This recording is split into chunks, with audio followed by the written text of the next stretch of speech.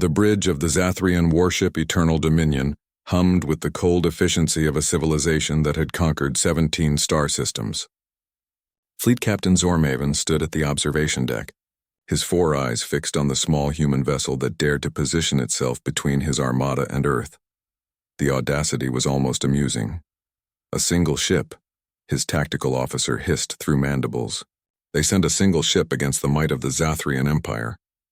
Zormaven's crest flared with what might have been satisfaction.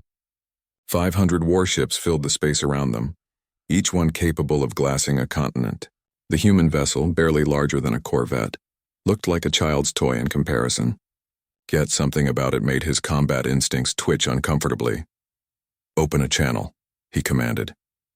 The view screen flickered to life, revealing the interior of the human ship's bridge. It was cramped, almost primitive by Zathrian standards, and standing at its center was a human female, her dark hair tied back, her eyes carrying the weight of something Zormaven couldn't quite identify. Behind her stood a human male, his hand resting near what appeared to be a weapons console. "I am Fleet Captain Zormaven of the Zathrian Empire," he announced, his translator converting his words into the crude human tongue. "You are outmatched, outgunned, and out of time. Surrender your world, and we will grant your species the mercy of servitude rather than extinction." The human female, Phoebe, according to the intelligence brief, smiled. It wasn't a pleasant expression. "Who stands before us?" Zormaven asked, more curious now than threatening. This wasn't the reaction he expected from someone facing certain death.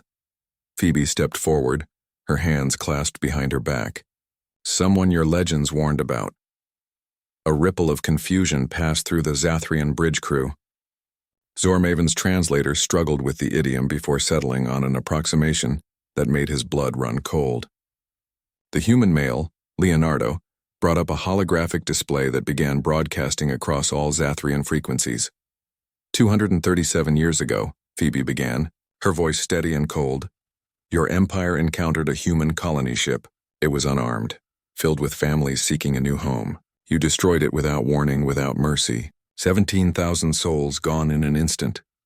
Zormaven remembered the reports from that campaign. It had been a minor engagement barely worth recording in the annals of conquest. "You took something from us that day," Phoebe continued. "You took our innocence, our belief that the universe might be reasoned with." She paused, and Leonardo highlighted something on the display, a star map showing Zathrian territory. "So we adapted. We learned. We became something new." The star map began to change. Red markers appeared across Zathrian space, hundreds of them, thousands of them, each one representing a human presence that their intelligence networks had somehow missed completely. "For 2 centuries we've been preparing," Leonardo said, speaking for the first time. His voice was calm, almost conversational.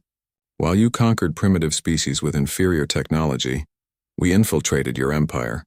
We studied you. We learned every weakness, every vulnerability, every secret you thought was safe." Zormaven's tactical officer frantically scanned the markers. "Captain, these readings, if they're accurate, there are human agents in 70% of our occupied systems, including our homeworld." "Those are just the ones we're showing you," Phoebe said with that same terrible smile. "The ones we want you to know about." The fleet captain felt something he hadn't experienced in decades. Genuine fear. "You're bluffing. You couldn't possibly—" "Test us," Phoebe interrupted, her eyes hard as diamond. "Give the order to fire on Earth. See what happens when you do." Leonardo brought up another display. It showed the interior of what appeared to be a Zathrian weapons facility, one located in the heart of their home system. Human operatives moved through it like ghosts, placing devices at critical junctions. Similar footage played from a dozen other strategic locations across the Empire. "We don't want war," Phoebe said, and for the first time Zormaven heard genuine emotion in her voice, something like sorrow. "We never did. But you taught us that the universe doesn't care what we want. You taught us that survival means becoming something harder than our enemies can break." She stepped closer to the camera, and Zormaven found himself unable to look away from those human eyes, so alien, yet burning with an intelligence and determination that transcended species. "Your legends," she continued, "speak of the Damarin, the sleeping ones who wake in fury when threatened. You thought they were mythical, creatures from your ancient past that punished hubris with extinction. Her smile faded, replaced by an expression of absolute certainty. You were wrong. You didn't meet them in your past. You created them in ours. Leonardo's fingers danced across his console. We have total infiltration of your command structure. We have operatives within striking distance of every strategic asset you possess. We have weapons you can't detect, technologies you can't counter, and a population that has spent 200 years preparing for this exact moment. One ship, Phoebe said softly. You wondered why we only sent one ship. It's because one ship is all we need. Not to defeat you, that battle was already won before you arrived. This ship is here to give you a choice. The bridge of the Eternal Dominion had gone silent. Every Zathrian officer stared at the viewscreen in dawning horror. Withdraw, Phoebe commanded, her voice carrying the weight of an ultimatum that could reshape the galaxy. Withdraw now. Release every species you hold in bondage, and humanity will remain in the shadows we've built. Continue your conquest. Threaten Earth again, and we will dismantle your empire from within.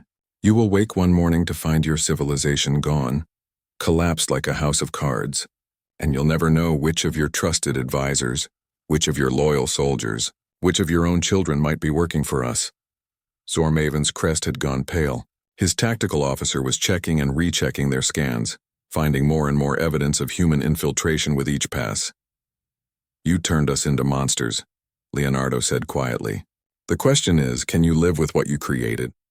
Phoebe raised her hand, and every red marker on the star map pulsed in synchronization, a silent demonstration of coordination across light years that spoke to capabilities far beyond what Zathrian intelligence had estimated. Choose, Fleet Captain, she said. Choose wisely, because humanity has learned patience and we've learned to wait in the dark. But we've also learned that some threats need to be eliminated before they can strike again. Zormaven looked at his fleet, his invincible armada, and realized with crystalline clarity that it was already obsolete. The war he came to fight had been lost before the first shot was fired, won not through superior firepower but through superior understanding of what warfare truly meant in an interconnected galaxy. His hand moved slowly toward the communications panel. When he spoke, his voice carried none of the arrogance it had held before. The Zathrian Empire withdraws. Phoebe nodded once, sharp and precise. Wise choice, Captain. We'll be watching. We're always watching now. The transmission ended, leaving the bridge of the Eternal Dominion in stunned silence, as the small human ship maintained its position, single point of defiance that had somehow become a promise of extinction. In the shadows between stars, humanity waited, patient and merciless, exactly as their enemies had taught them to be.